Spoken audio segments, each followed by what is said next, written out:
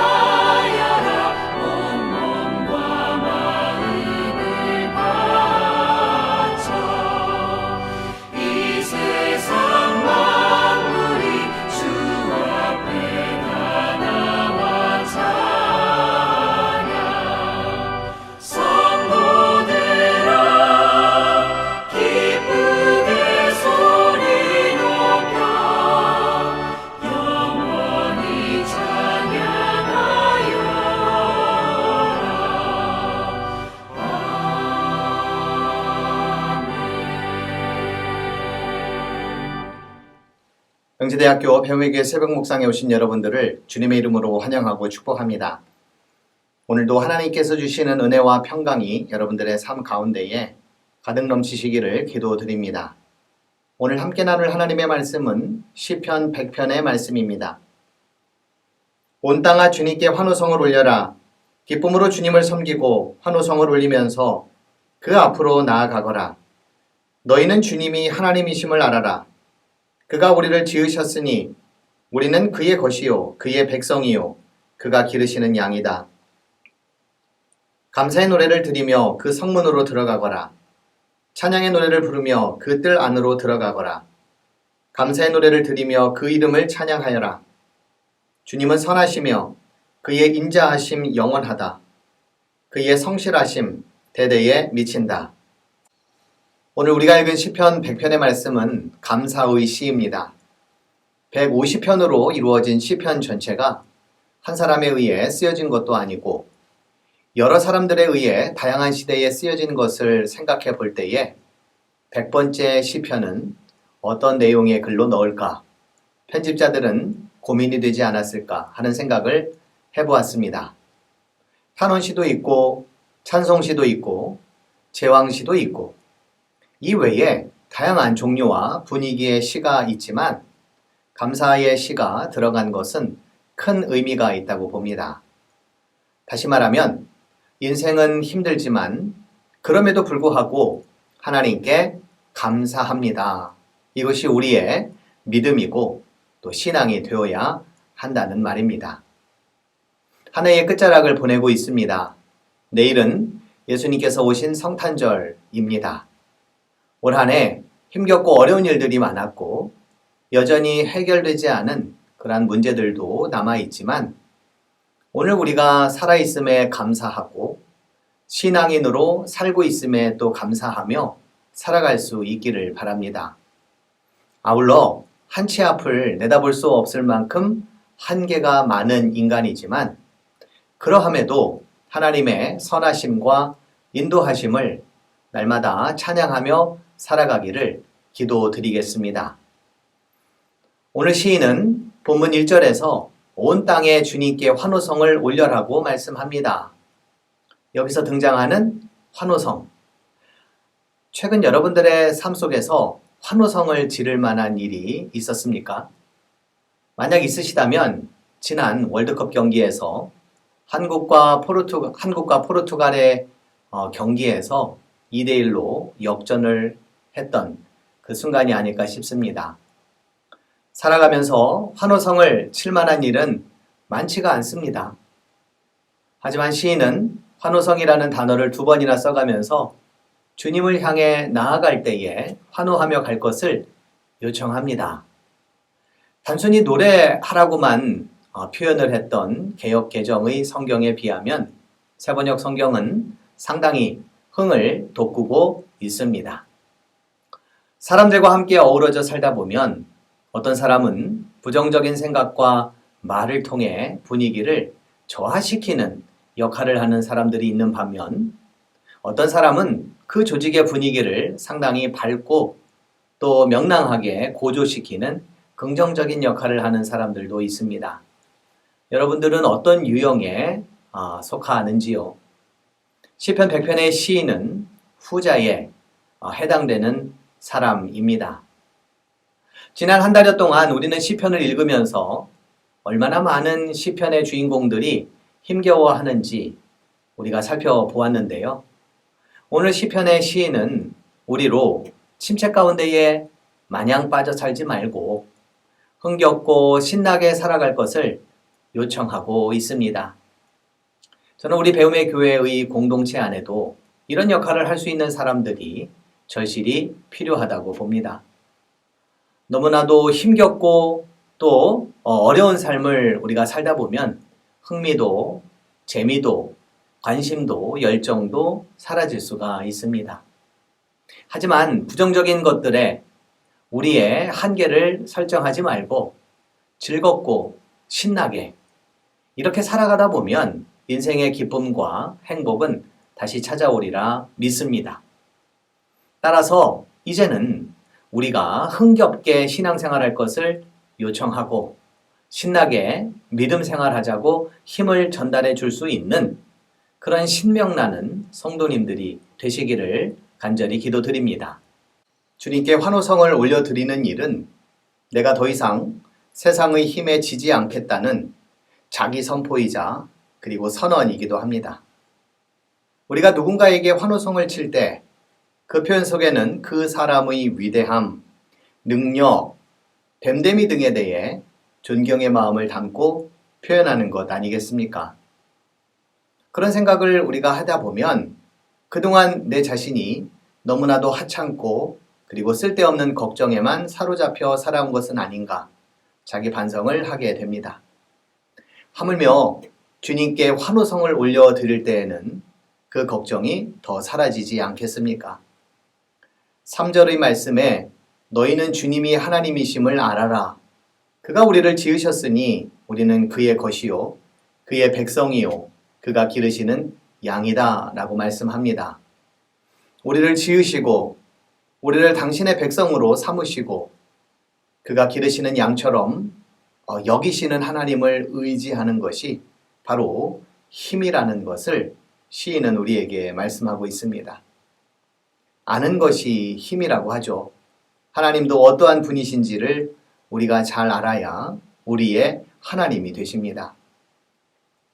명지대학교 학생들에게 성경 과목을 가르치면서 한 가지 느낀 것이 있다면 학생들이 성서와 기독교에 대해 몰라서 그렇지 배우고 그리고 알아가다 보면 신앙의 필요성을 차츰 느끼는 학생들이 더러 있습니다.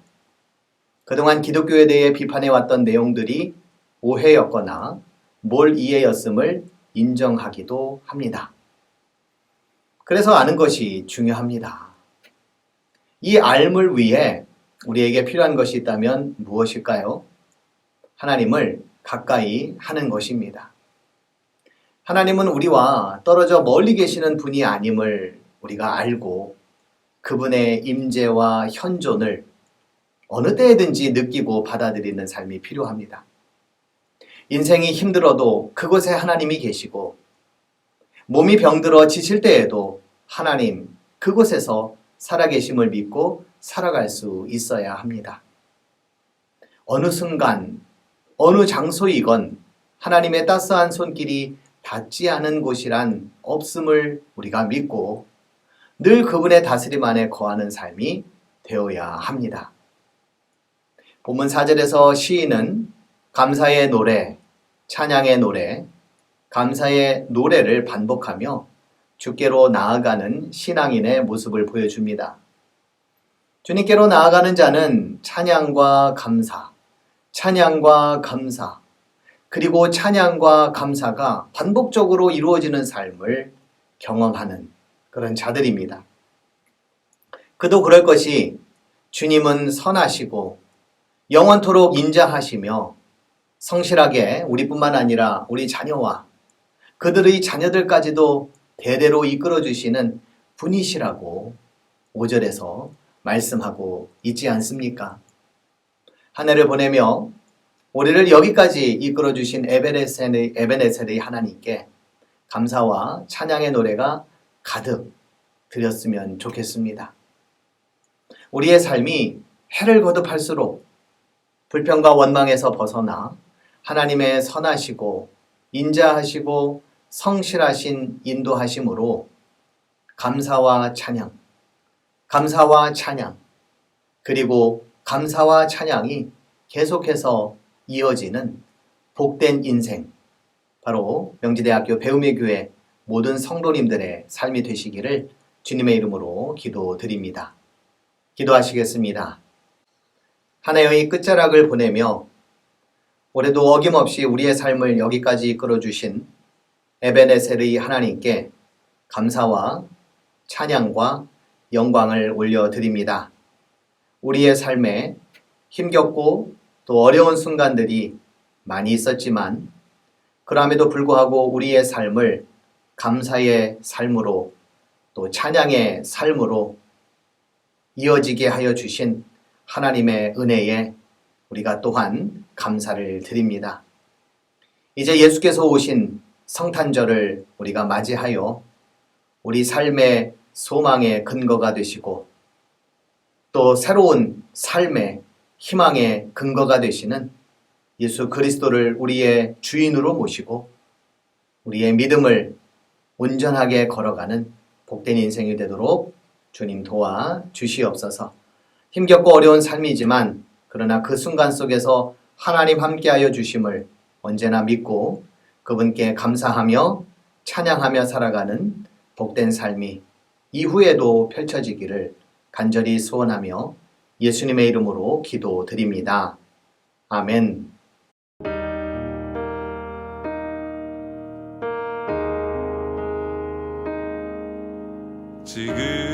지금까지 지내온 것 한량없는 주님의 은혜 부족하고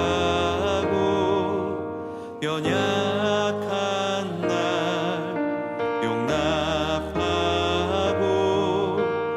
인도하시네. 감사해 찬양해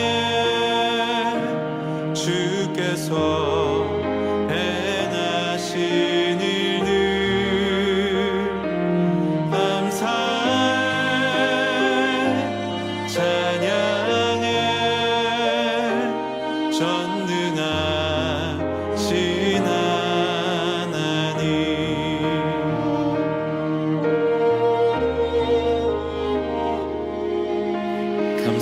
감사할 수 있는 믿음 하나님의 놀라운 은혜 모든 상황 모든 문제 믿음